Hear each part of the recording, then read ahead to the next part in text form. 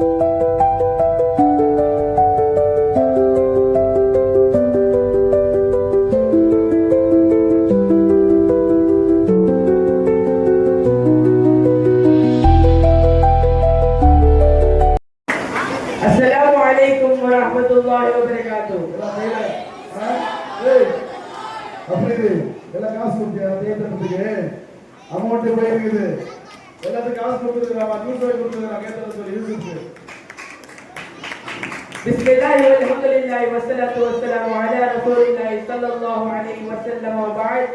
ஸலாத்தும் கருணையும் ஸலாமும் சாந்தியும் இருளோட நாயகர் நபி ஸல்லல்லாஹு அலைஹி வஸல்லம் அவர்களின் மீதும் அவர்களை அப்படியே பின்பற்றிய சத்திய சஹாபாக்கள், தாபீஈன்கள், தபீஈன்கள், அவுலியாக்கள், நாதாக்கள், சுஹதாக்கள் ஆக அமர்ந்திருக்கும் அனைவர்களின் மீதும் என்றென்றும் நின்று நிலவட்டுமாக என்று துஆ செய்தவராக எனது சிற்றுரையை ஆரம்பம் செய்கின்றேன். எனக்கு கொடுக்கப்பட்டுள்ள தலைப்பு ஹலாலான வருவாயின் பயன்களும் பரக்கத்துகளும். மனிதன் வாழ்வதற்கு பல்வேறு பொருட்களை தேவையுடையவனாக இருக்கின்றான். வசிப்பதற்கு ஒரு வீடும், உடலை மறைப்பதற்கு ஆடையும், உயிருடன் இருப்பதற்கு உணவும் தேவைப்படுகின்றன. எனவே இதுவே மனிதனின் அடிப்படை தேவையாகும்.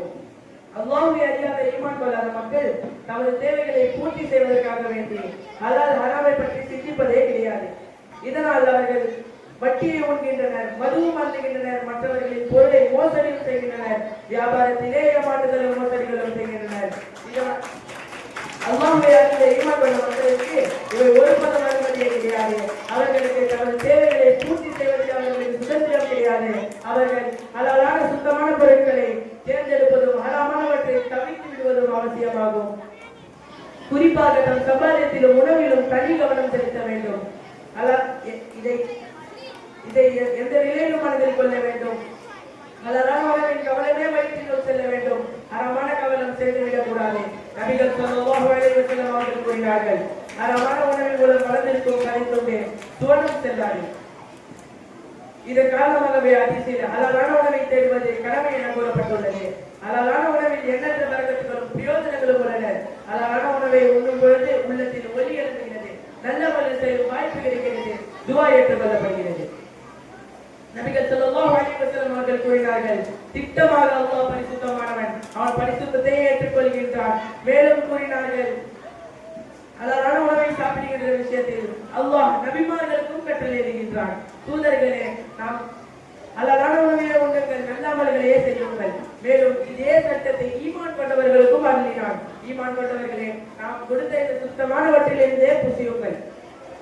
அதன் பிறகு நபி ஸல்லல்லாஹு அலைஹி வஸல்லம் அவர்கள் நீண்ட தூரம் பயணம் செய்கின்ற ஒரு மனிதனை பற்றி கூறினார்கள். அவரின் முடி பரட்டையாக உள்ளது, அவரின் உடலின் மீது தூசிகள் படிந்துள்ளது. அவர் வானத்தின் பக்கம் கைகளை தூக்கி யா அல்லாஹ் யா அல்லாஹ் என்று துஆ செய்கிறார். ஆனால் அவரின் உணவும் ஹராம், குடிப்பும் ஹராம், அணிந்திருப்பதும் ஹராம். இப்படி ஹராமான இடத்தில் இருக்கும் பொழுது அவரின் துஆ எப்படி ஏற்றுக்கொள்ளப்படும்? விளக்கம் என்னவென்றால், பிரயாணி மற்றும் சிரமத்தில் அகப்பட்டவரின் துஆ ஏற்றுக்கொள்ளப்படும். ஆனால் இவரின் உணவும் குடிப்பும் ஹராமான காரணத்தினால் இவரின் துஆ மறுக்கப்படுகிறது. இன்று அதிகமான மக்கள் எனது துஆ ஏற்கப்படவில்லை என்று முறையீடு செய்கின்றனர். அவர்கள் சற்று தமது நிலைகளை சிந்தித்து பார்க்கவும். அதாவது தமது வாழ்க்கையில் ஏதாவது ஹராமான வருவாய் இருக்கிறதா? அப்படி ஹராமான வருவாய் இருந்தால் நிச்சயமாக அவரின் துஆ ஏற்றுக்கொள்ளப்படாது. எனவே ஹலாலான உணவை உண்போமாக, ஹராமானவற்றை தவிர்த்து அல்லாஹ் நமது துஆவை ஏற்றுக்கொள்வானாக. ஆமீன். அஸ்ஸலாமு அலைக்கும் வரஹ்மத்துல்லாஹி வபரகாத்துஹு.